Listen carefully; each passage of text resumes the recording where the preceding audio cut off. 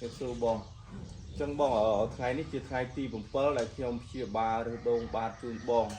chẳng nhom su ní su đầm bơi ở chùm ngõ hay bong ngồi ở chỗ ba nó không chết không ai thà ta giờ pi bùng pơ ngày ní cam chia ba một nhom ní bong chưa chia thà chia thì hơi sầm rạp từ lư bơi vậy pi ở cà nó không ngày ti bùng pơ lấy bong cơ thà thu sa cùng đặt na hai bơi gì bị phệ rồi mà rồi ba mà phệ rồi ngày này bạn trong vòng phồn ngày nay ngày thìผมเปิดខ្ញុំតាមពិតទៅខ្ញុំអត់ទាន់តម្រូវឲ្យគាត់ទៅផ្ទះទេដោយសារតែគាត់បញ្ញាប់ខ្លួនឯងចឹងខ្ញុំអត់បខំទេណាជាទូទៅអ្នកមកមើលជំងឺទៅខ្ញុំថ្ងៃទី7ថ្ងៃទី8ទី9ឬក៏ទី10ខ្ញុំទុកឲ្យគាត់ជា 100% បានខ្ញុំឲ្យទៅ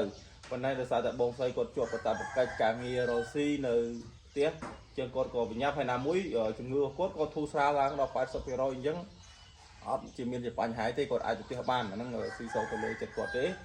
ចឹងសម្រាប់ការជាបាលចឹងខ្ញុំជាបាលបងជូនបងជាហើយខ្ញុំធានាជូនបងរយៈពេល3ឆ្នាំបន្ទាប់ទៀតបើកើតវិញក្រោម3ឆ្នាំខ្ញុំជាបាលយកលុយទេហើយ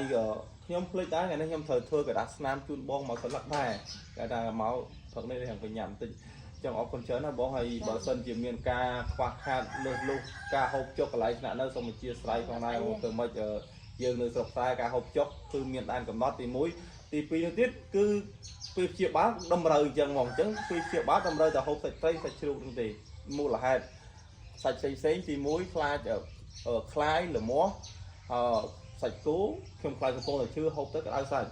មិនខ្ញុំមិនហ៊ានទៅហូបតាមពិតទៅខ្ញុំកុំចង់ហូបមកហូបតែ2មុខហ្នឹងដែរក្នុងថ្ងៃខ្ញុំសាច់តែ2ប្រភេទហ្នឹងដែរប៉ុន្តែត្រូវមិនតម្រូវថាខ្ញុំនៅអ្នកជំងឺដែរហើយបើសិនជាខ្ញុំឲ្យបងហូបខ្ញុំជាប់ឆ្លងកាត់អ្នកខ្លះគាត់ហូបសាច់គោក្តៅខ្លួនពេលយើងកំពុងតែចូលខ្លួនហូបសាច់គោទៅកាន់តែឈឺអញ្ចឹងណាចឹងអរគុណច្រើនណាចាបាទ